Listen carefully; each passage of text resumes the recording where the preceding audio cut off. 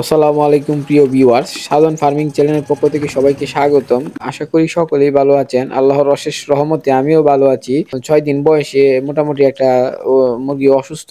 তো এখন দিনে ৩ থেকে ৪ বার পানি দিতেছি। কোনো সময় ৪ বারও পানি দিতেছি। কারণ দেখা যাইতেছে মুরগি ময়লা করে ফেলতেছে পাত্র।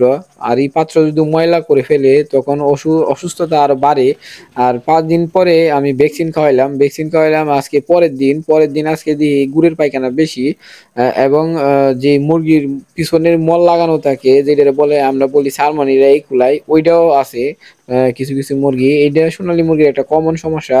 এই জন্য ৬ দিন পর থেকে ফ্লোরোসটা চালাইতাম, এবার একটু অন্যরকম ওষুধ আনলাম।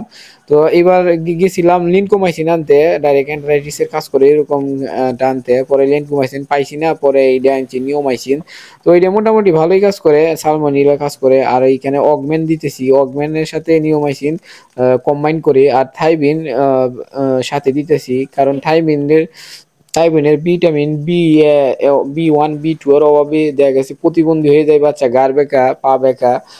এই সমস্যার কারণে এই সমস্যাগুলো এড়াইতে অবশ্যই থাইবিন একসময় দেওয়া লাগে। আহ, তো ওষুধগুলা এখন এই সময়ে দিলে দেখা যাচ্ছে ডোজটা করায় ফেললে দেখা যাচ্ছে যে 6 7 8 9, তো 4 দিন যদি খাওয়াই পরে 9 10 দিনে আমি কিল করতে পারবো। কিল করে পরে 11 12 দিনে পরে গাম্বুরা পানিতে খাওয়াই দিলে পরে আলহামদুলিল্লাহ আমাদের ইয়া হয়ে যাবে। আর সোনালী মুরগি দেখা যাচ্ছে 1000 1500 মুরগি, ব্রয়লারের ক্ষেত্রে একটু পরিশ্রম বেশি, কিন্তু সোনালী মুরগির ক্ষেত্রে একটা প্লাস পয়েন্ট হচ্ছে যে সোনালী মুরগি আপনাদের একজন মহিলা বা দেখা যাচ্ছে যে প্রতিদিন দুই 2 আর 3 ঘন্টা সময় দিলে একটা মহিলাই করতে পারবে। আর যদি ম্যানেজমেন্ট যে বুঝবে তার জন্য তো কথাই নাই।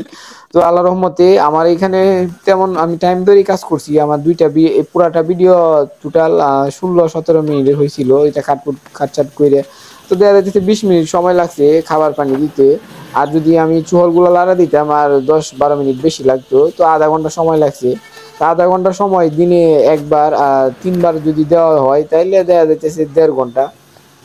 তো এরকম সময় যে দিতে পারবে এরকম সময় দিতে হবে খাবার পানিটা। আর একটু দেখশনের বিষয় আছে, যারা বুঝবে মুরগির অসুখ থাকলে তাৎক্ষণিক চিকিৎসা করতে পারবে, তাদের জন্য মুরগি পালার তো কোনো সমস্যা নাই।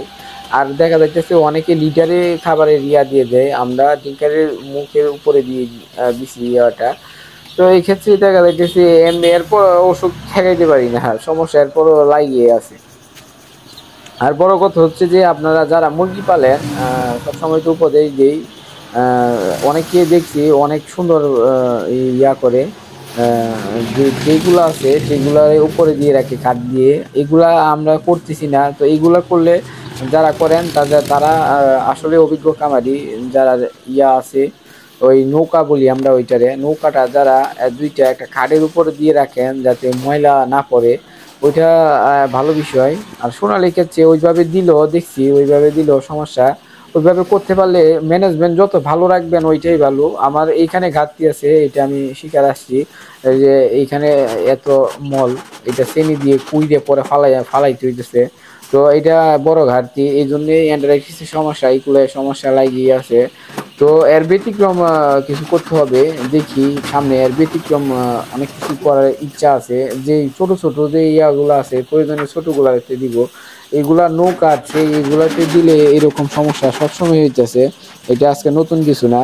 তো যারা মুরগি করতেছি তারা এইগুলাতেই করি। আর এই যে কমন সমস্যা 6 থেকে 7 দিন আমরা এই কমন সমস্যা লাগিয়ে আছে, অ্যান্ড্রাইটিস অথবা সালমোনেলা অথবা ইকুলাই, এই সমস্যাগুলো লাগিয়ে আছে।